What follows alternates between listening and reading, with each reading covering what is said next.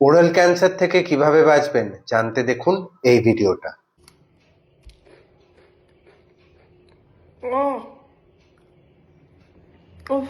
বারবার জিভে কামড় খাচ্ছে। আর ভাল লাগে না। এইরকম প্রবলেম কি আপনারও মাঝে মাঝে হয়? সাফার করেন এই গালে বা দাঁতে কামড়ের ব্যথা থেকে? এই বাইটের ইস্যুটাকে নেগলেক্ট করা কিন্তু মস্ত বড় ভুল। দ্যাট স্মাইল ডকের আজকের ডেন্টাল ডোজ হচ্ছে চিক বা টাং বাইট নিয়ে। দাঁত যখন ধারালো হয়ে যায় বা ভেঙে যায়, সেখান থেকে জিভে বা গালে কামড় লাগতে পারে প্রতিনিয়ত, আর সেখান থেকে তৈরি হতে পারে মাউথ আলসার্স বা মুখের ভেতরের ঘা। এইরকম ঘাগুলোকে একদমই ফেলে রাখা উচিত নয়, কারণ পরে এইগুলোই গুরুতর আকার নিয়ে তৈরি করতে পারে টিউমার বা ক্যান্সারাস কোনো রকম সমস্যা।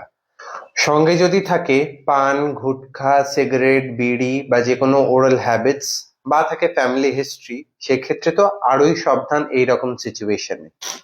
তাই ওষুধের দোকানে গিয়ে মেডিসিন বা অয়েনমেন্ট না নিয়ে শীঘ্রই দেখান নিজের লোকাল ডেন্টিস্টকে। উনি আপনাকে সঠিকভাবে গাইড করবেন আর আপনি থাকবেন ওরাল ক্যান্সার থেকে একদম সেফ।